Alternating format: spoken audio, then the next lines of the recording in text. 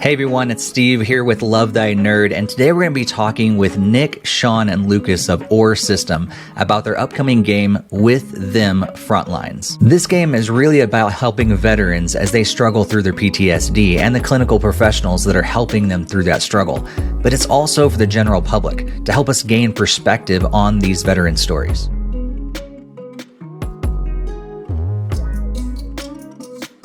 My name is Sean Piazza. I'm the COO of Or System. My name is Nick Donarski, and I am the CTO here at Or System.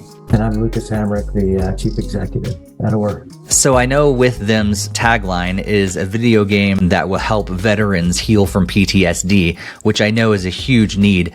But how is that accomplished in a video game? In other words, how would you describe the experience that someone will have when they play the game? Myself, I come from the dev and kind of the build it side, but Lucas and Sean, they've lived the stories and have seen kind of the benefits firsthand.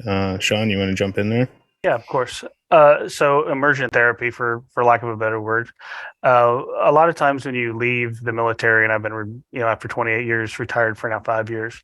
And so sometimes to return into your comfort zone, and believe it or not, our comfort zone is that chaos. And so to get back into that chaos, to be able to talk to other people, bond, it's a different language in the military. And if you ever served or you've been around the military as a civilian or whatever the case is, you kind of understand that there's a different language. There's a dark humor that goes along with that. That is our comfort zone. So how does this game work? Right now, it's a classic first-person shooter action. You get inside of there. There's multiple different modes that you play in. What we're moving toward is the campaign mode, and what we'll have there is our service members who have decided to roger up and expose themselves a little bit, come forward, tell their story, sort of a playable mini documentary, if you will. And from that, we hope it encourages others to come tell their story and share also. So it's really about sharing a little bit of vulnerability about yourself, man. That's called group therapy. And so when you start to put psychological tags on these things, it's immersion therapy, it's group therapy, and then eventually when we get to the ultimate goal for the game, it will be a data set that is gathered via wearable and integrated, potentially machine learning of some type, algorithm analysis, whatever we figure out in the end here. That will be a data set for healthcare providers to look at, analyze, figure out what the triggers are, potentially some intervention strategies. They're doing some really cool technological stuff now with light and sound therapy for Alzheimer's, which a lot of times is a direct result of long-term PTSD. So in the end, what we want is a really cool game that's fun to play. We want you to have the ability to interact and rebuild your tribe that you lost from years past. And we want you to actually receive therapy while you're playing the game. Like Sean, I'm a military retiree too. We've all had plenty of trips overseas and exposed to some of the more challenging aspects of humanity. And as you get closer to retirement, you start figuring out, hey, I've got to do something to get all of this jumbled up mess that's in my head in some type of organizational fashion. So you start going to some therapists and get some help. And you realize that the system that they have is subjective in nature. And one of the opportunities that we found is that we can take some of that subjectivity away in a non-attributable manner, to where it will start to really categorize the information that's collected and expose patterns over time. So that's what our aspirational goals are right now, is to look for those patterns, to do things differently, because what's currently available isn't exactly meat and muster when it comes to the veteran population. So we're just trying to use our position as a gaming company to play with some technologies and do something different. So I know you got into it a little bit already there, but what is each of your backgrounds with the military? I spent 28 years in the special operations community. I started off initially as a medic. I did that for about 14 years. And then I decided to trade in my backbone for what we love to call smart dots. And I went to the officer side of town. So I ended kind of on the intelligence side of town when I retired. Yeah, I'm a 22-year military retiree as well. I got about 12 of my last years in special operations. Like Sean, I was an enlisted guy. Started off in communications, then I went gravitated towards the intelligence collection, crossed over into the warrant officer cohort, and had the opportunity to retire as a chief warrant officer. My background, I'm civilian, but spent a lot of time. I've been in cybersecurity and information security since '99, back when Prince made it cool. So I've been doing it all my life, and spent a lot of time with a lot of military guys, a lot of federal kind of guys during my career, and yeah, that's how I got hooked up with this crew. So, of course, you're creating a video game here. So I'd love to know, what is your personal background with video games, and maybe what have you created already? Yeah, I mean, I've been a gamer all my life. I got an NES for Christmas. So I wrote my first program in 1989 on an Apple IIe in BASIC. Nice. And it was a Halloween themed chess game. So that's how long my kind of being around technology. I like to say I was born and bred on the internet. So I still remember dial-up modems, and I played Rainbow Six on the 56K dial-up modem. So been around gaming all my life. I've done a couple of different games through that time. We launched Osiris Protocol about 2 years ago now, which is another first-person shooter.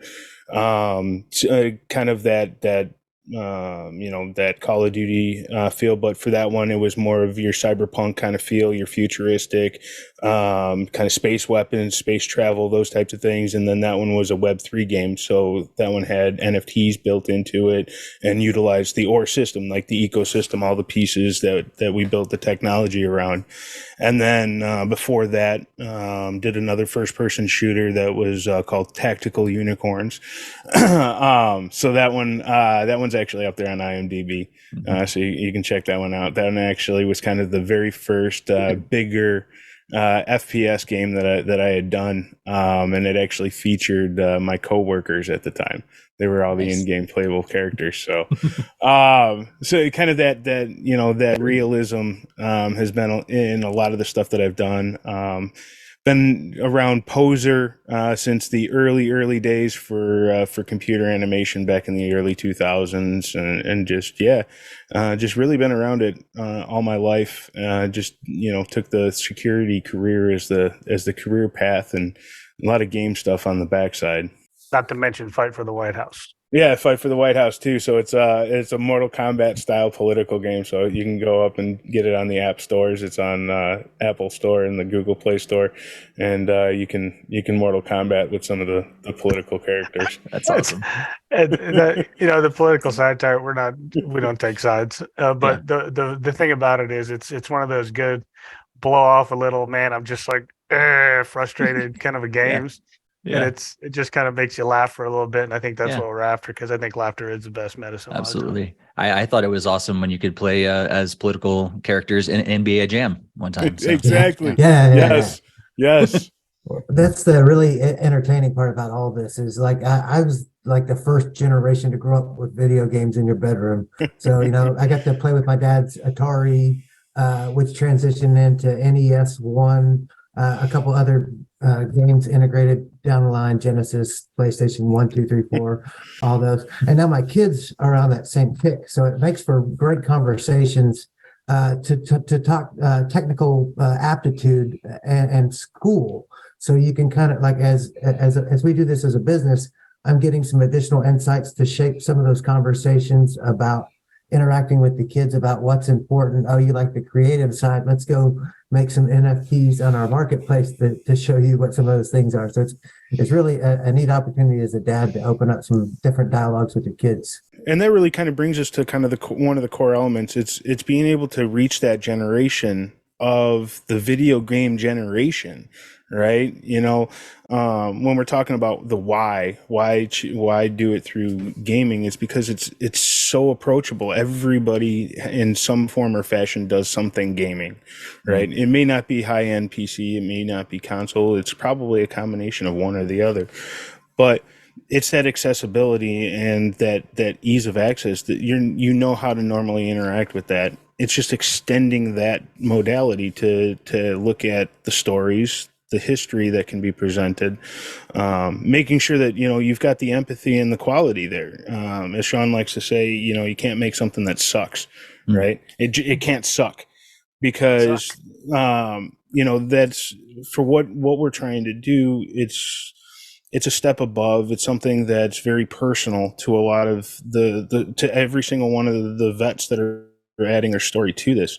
So it's making sure that we're aware of all that stuff too, and being able to bring that access and that, you know, whether it's, hey, you know, I mean, I've got kids myself. 3 of them are teenagers, and my son loves playing as well. He's a huge gamer. He plays the Hunter recently, but it allows you to have that, you know, that common ground to talk to, you know, your kids too.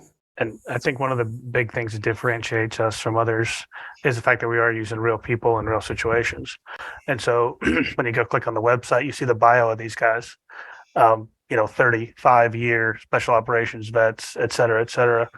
I mean, it's one thing to worship Master Chief when you're playing Halo. That's cool and all, right? But when you understand that that's a fake dude, you know, with a voice actor behind him, you know, it's still cool to play. Great game. Not bad mouthing anybody's stuff, right? But if I know that that guy is a real human being who did that, to me, that's pretty cool. And I want my kids to grow up with real heroes, and there's a lot of them in the United States. So we don't have to create anything, man. We just got to go find them. Yeah. And they're the humblest bunch you're ever going to meet in your life.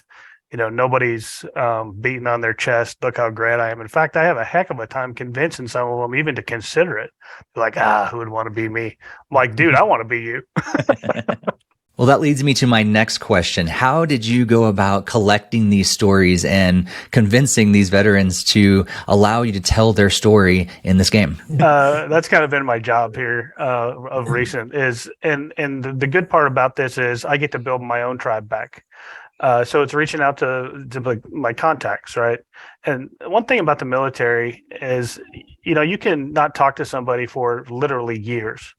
And as long as you can find their phone number, it's like you never lost a day. It's like, what's up, dude? Like, what are you doing? I'm building a game. You want to be a character? What? You can't even turn a computer on.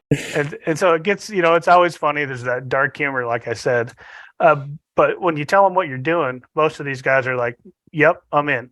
In fact, I just got off a conversation with a good friend of mine who I haven't talked to in 26 years. And we talked for almost over time about, you know, everything. And he's like, come on, my pod. You know, it's just one of those things. So it's not hard to find guys, but it is hard to find guys. It's hard to convince them to come, you know, but it's not hard to find them. And so I will put in this to whoever is out there right now. If you are a veteran and you have a story that you want to tell, contact us. You get our website, sign up for our letter. I'll get your email address and I'll reach out directly to you. We would love to tell anybody's story who is willing to be part of this experience going forward. All branches, even the Coast Guard. Space Force included. Space Force too. I want the first Space Ranger in this game. So if you're Ranger qualified and you're in Space Force, I'm going to name you Buzz Lightyear, and I want you to come be part of this game. Space Ranger. Nice. So yeah, I'll give you a little background too. I mean, this whole idea of really kind of how to put the stories together, man, started on our first group trip to Las Vegas for CES. So this is some like inside background information. So it was Sean and I who were actually sitting at the table after we did a day at CES, and he was talking about how he wanted to put together, you know, the historical reference, you know, and go and collect the stories of the guys that he idolized and the guys that he served with, because, you know, the World War II guys, they get a lot of press. The Vietnam guys, they get, you know, some coverage, but from his generation, those stories were kind of starting to fade out, and he wanted to go and kind of collect those stories and create a historical resource for that. And, you know, we did the Osiris protocol back then, and we were doing some other things at that time. And when we came back around to it, you know, ultimately it's about telling the stories, and this is the medium that is our art. So that's how we really kind of got to where we are. So I'd love to know the technology that goes into this, because you're creating a video game that's like really none other. So what's all the tech that goes into creating an experience like this? First and foremost, we're using Reallusion's technology for doing all of our photogrammetry. So what we're using is we're using their Character Creator 4 technology. We're using the iClone 7 or iClone 8 technology for doing some of our mocap, for our facial motion capture, for doing the actual micro expressions and things like that. I mean, it's an amazing set of tools and technology for being able to do that. And then being able to take each one of these veterans' photos to recreate how the facial structures are, the bone structure, and overlaying all this is all the things. It's funny because actually the first Dev Diaries that I did on our Twitch channel, that would have been last week's, we went through, and Chris Van Zant is one of the veterans whose stories will be featured. His content's not up there, so that's another behind the scenes kind of thing. But we went through and kind of showed how and what we go through to really kind of recreate that feel. And that's just in the characters, right? The next part is the environments and just the extension. So all of the areas and the locations that we're using, we're actually taking satellite images and topographical maps to get the actual locations as close as we can. There's obviously some liberties that have to be taken. The trees might not necessarily be in the exact location and, little things like that, but we're trying to be as absolutely close as we possibly can. And then, the sounds and recordings are key elements to all of the sensory stuff. So making sure that all of the recordings are, true to whatever they are, whether that's an AR shooting or whether that's an M249 shooting or whatever that might be, whatever that sound, and making sure that our spatial depth is also important. There's just so many things that we're kind of covering in all the depth.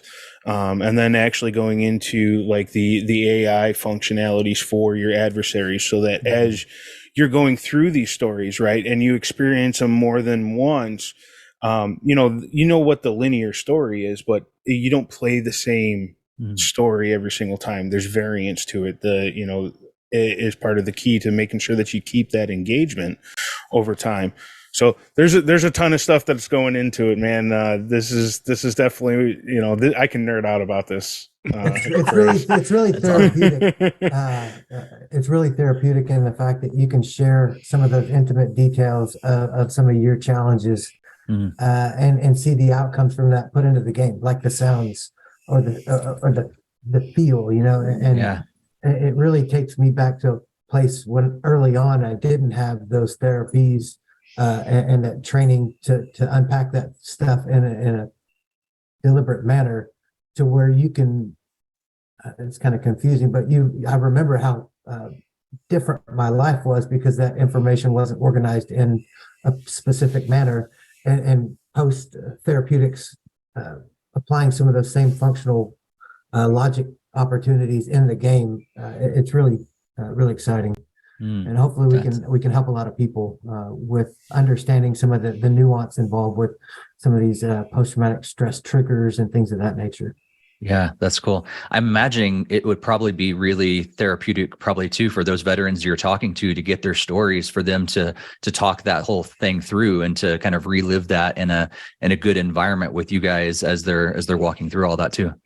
Well, and it's not, the other part is working with, some mental health professionals as well. So it's not to, get everybody kind of to a point where they are looking for that help. This is where that community and really kind of rebuilding the tribe comes in, and working with the healthcare professionals.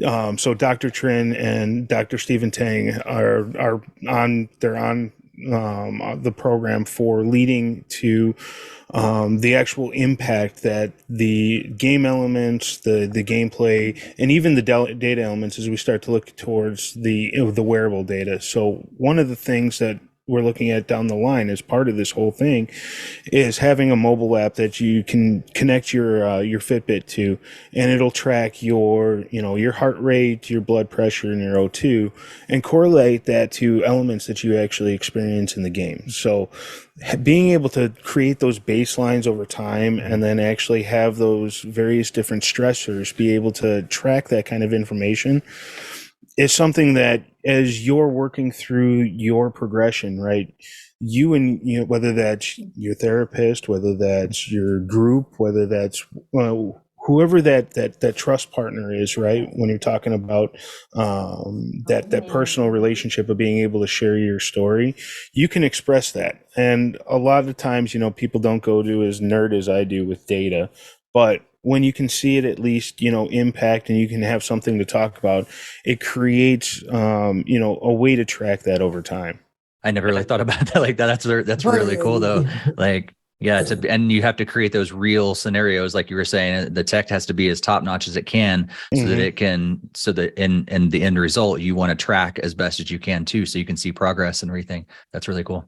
Exactly, you know, and you're looking at things that you would normally have as wearable data, right? So we're not talking about huge personal and, you know, PII kind of elements. These are the things that you would normally track on your smartwatch or your Fitbit. In our case, the reason we chose Fitbit was because they're already DoD approved and already gone through the process for being able to be used for the military guys. Yeah. So that was kind of the easy solution out of all of them. Yeah. This game is going to have an effect on so many different parts of the population. But first of all, what is the impact that you hope it has on the veteran community? Personally, I want to reach everybody that wants to play the game. I don't care if you're military or civilian, but we're focused like a laser on the 18 to about 52 crowd. We're looking at the one tour guys who had a horrible, you know, hard 12 months in Afghanistan, Iraq, you know, whatever it is around here. And they got lost in the system after they left. You know, come back to the tribe, dude. We're here. I don't care if we say one. There's a lot of organizations out there. I get a little emotional about this, who are trying to help, and God bless them, they're doing good work. But I have to tell you, they're failing. And we might not be the complete solution either, but we are something. And so when it comes to, you know, who we're trying to reach anyone who actually wants to be part of this solution. And like I said, if we can save one, that's well worth it for anything that happens. Yeah. Thinking beyond veterans, then, how can this game help medical professionals, clinical professionals that are helping either veterans with PTSD or others? It really, to be able to have insight, right? You know, and it's kind of, as you said, you know, you really kind of didn't think about the depth of it. We get engaged, and when you come from kind of that video game crowd, right, you get engaged with whatever that experience is. Being able to correlate that to elements, whether that's something that happens where you actually have a controlled or semi-controlled environment, you know that there's an explosion that happened, or there was, you know, somebody in the game that either died or was killed, right? And you can track that element to how that impacted the person. You know, heart rate, O2, blood pressure, those are only the start of kind of the metrics that we're looking at, but those are the ones that are the easiest to be able to access without having to, you know, go with something that you have to go through huge leaps and bounds for people to adopt, right? You want something that's easy for people to use, easy to opt in. The other part is obviously, you know, for those that want to use it for the therapeutics and want to be part of that and use that, use the companion app, right? You can use that and you can play the game without using that. That just gives you that ability to get that deeper understanding. And if you can provide that to that person, whether that's your mental health provider, whether that's your therapist, whether that's, you know, clinical or not clinical or whatever that is, if it can help you get insight to how you are interacting with stressful situations, with content that would bring you back to, you know, a sensory memory, those types of things, you can be reactive to it. If you don't know about that going on, right, and you don't know what your body is really kind of going through when you're experiencing that, you can't really react to it because there's nothing that's showing you that there's something going on, right? It's just, you know, oh, that's how I feel. Mm, And I that's think a good. lot of this is really about kicking the door down on that personal and professional stigma. Mm, That it's weak to ask people for help. That's why we are isolated and alone because we're afraid to ask. We got to stop that. And if this is a small gateway to just start that conversation with somebody else who might feel the same way that you feel, or whatever it is, man. Breaking the stigma is a big one. Getting access to resources that are readily available. I would love for the VA to go, you know what, this is a great idea. mm, Let's do it. Right. Because then Mhm. we already created the audience who want to use it. And like I said before, it's not a solution that gets shoved down your throat. That's terrible. But I think there's a lot of potential with what we're doing right now. And we're excited to, bring mental health professionals on board to tell the tech guys, hey, man, maybe you should think about measuring this because that's what I need. mm. So yeah, it's going to be it takes a tribe, and it's going to be a collaborative effort uh, to do the most good we can for the most people. So I know your goal is to help veterans and the clinical professionals that are helping those veterans, but what about the general public, the civilians that are going to be playing this game as well? What impact do you hope this game has on them? There's Yeah. no difference between post-traumatic stress and traumas suffered from a rape victim or traumas from a car accident. It all unpacks the same way, clinically, at least. So our opportunity to influence those mental wellness and health concerns of the general public is aspirational for those in the military. We hope to help anyone that plays the game, and we can learn lessons from some of the data on the non-military side as well to facilitate some of those discussions with your provider. Well, the other part is right is to they get to actually be and take part in those experiences, right?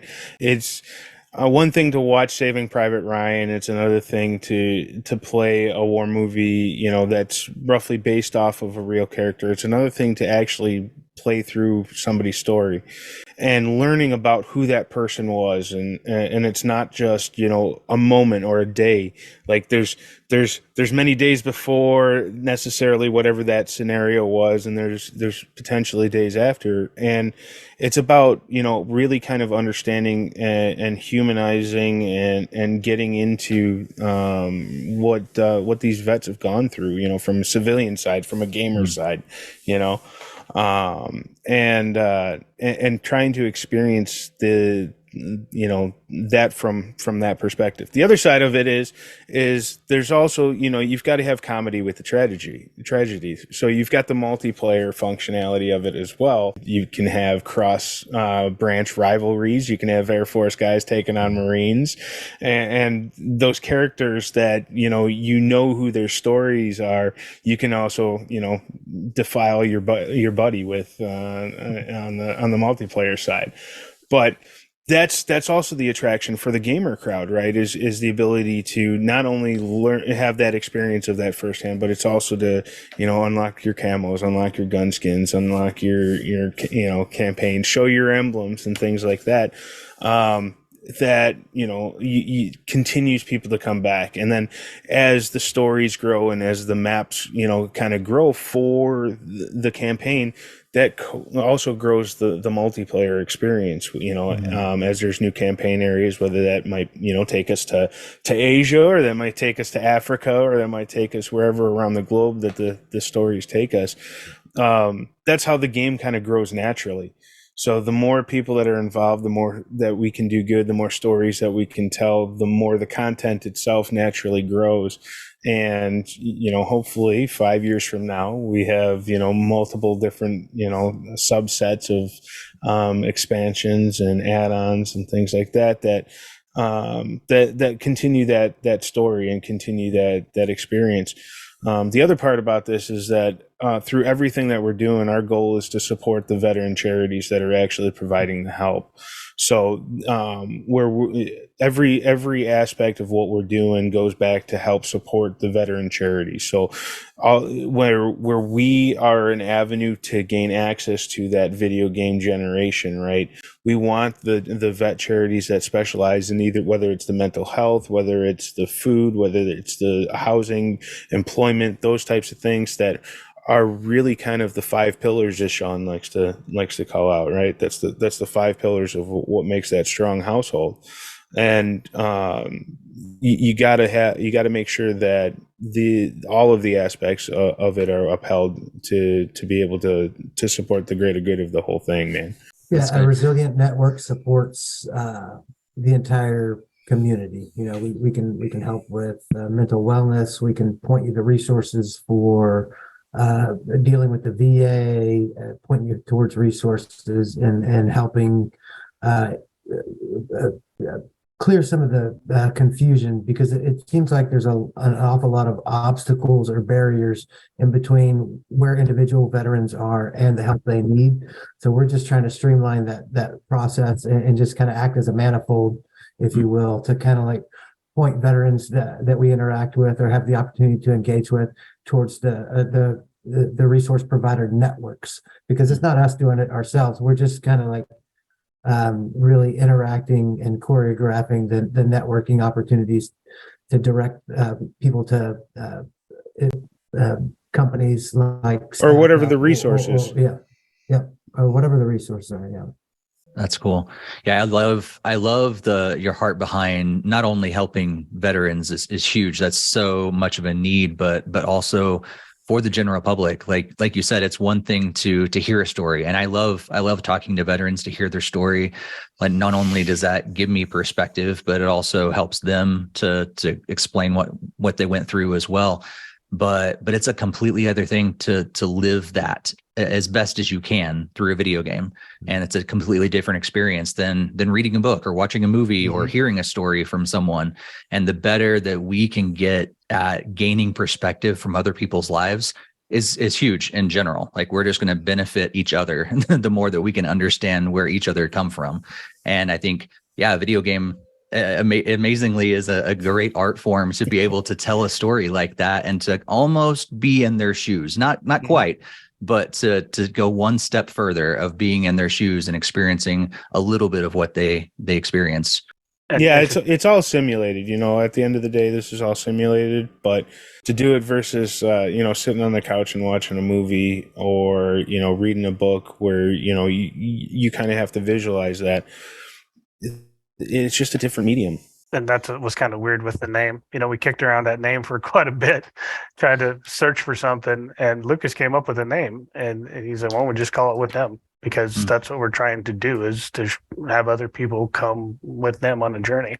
And so it's a little weird and doesn't work real well for SEO because it's a W instead of an A. We should have named it AAAA With Them. But in reality, I think it's it grows on you. It's fitting, and it kind of puts you in the mindset that when you come to play this game, eventually you're going to be walking with them. So that's good. So I know some people at this point are probably very interested in how they can check out the game, how they can play it, how they can maybe share it with others that they know that might benefit from this as well. How would someone go about supporting the game and getting to play it eventually? Yeah, so you can check out withthem.co. Real easy, rolls off the tongue pretty quick. So that's just withthem.co. We also have our Indiegogo campaign going on right now. So that's /WT Frontlines. You can check that out there. You can get in early. And just like every good, video game Indiegogo campaign, you can get yourself some in-game stuff for helping support the project. You can also get yourself, the t-shirts. And for anybody that really, really, really wants to help support that project and wants that With Them experience, we have a Weekend with the Warriors package up there for those that actually want to come out and hang out with not only these guys here, which are the featured vets, but the other featured vets in the game. For a weekend of some range time, some all-inclusive vacation, good barbecue, vet supported, products, whiskey, cigars, those types of things. So if you're interested and you're out there, you can actually come out and hang out with these guys and learn from them firsthand on some range time too, even. That's awesome. And I know you're giving some of the proceeds away as well. Could you talk about that a little? Yeah, so there's a portion of the proceeds from every single game that's sold that actually goes to support veterans charities. So we're building our support and charity network. SOS-F was one of the featured charities that came on. We've got a couple of the other charities that are working on getting inside of our inner bubble, and we're looking for more. With our goal is to have a huge support network, and the more charities that we have involved, the more that we can give to, and the more that we can give to, the more good we can do, and that's ultimately how it works out, man. So the more we can get the word out there, the more that we can, get the game out there, the more charities that we can support. Cool. On a side note, for a shameless plug, I do a TV on our Twitch channel. I do what I call charity roundup, and so any charity out there who's interested in coming on and chatting with me for about 30 minutes about what your charity is doing to help veterans, we're happy to talk to you. We're happy to help promote what you're doing, and we would hope that you would help promote what we're doing, because one hand feeds another here. That's the way this thing works. That is part of that family and that tribe that we are trying to build out there. So many people, and I'm on the board of one of these charities. It turns into competition. Look, man, I don't care who you donate to. I don't. I would love for you to donate to charities that we support directly, but we support all charities, as many as we possibly can directly. And so it's, I don't get into that, political part of the whole charity thing, but honestly, man, it is not about you. It's about the people you support. And that's my message on that one. Well, thank you guys so much for talking with me today, but also for what you're doing for veterans. I've had several veterans, friends of mine, and through talking with them, it's become something that I became aware of as well. Had no idea at a young age that veterans were dealing with all of this stuff of PTSD and so many other issues, and for the most part, not really getting the care that they really need and deserve, especially as they come back and try to enter into civilian life and everything. And so I know that this game can really be a huge benefit to not only veterans, hopefully the mental health professionals, hopefully the general public as well, like myself, being able to gain perspective. And yeah, we just pray that your game really does help a lot, because it's a huge need. I appreciate the support. It takes people like you actually helping us get the word out, man. This is the leg up and those types of things that you ask when you're trying to do some good out there. Well, if you're interested in checking out With Them Frontlines, head over to withthem.co. And while you're at it, be sure to reach out to a veteran that you know. And if you don't know one, make sure to get to know one. I think that's what we really need to be doing as Christians, is gain perspective. What's the other experiences that people around us have? How can we get to know them and go in and ask questions? Lead with questions. Jesus did that all the time. He led with questions, got to know people, and then he shared love and shared who he was. We need to get to know people. And as we do, we gain perspective of where they're coming from. And then we're able to meet their story with the story of Jesus. And that's what it's all about. Well, thanks so much for tuning in today, nerds. Remember, Jesus loves you, and so do we.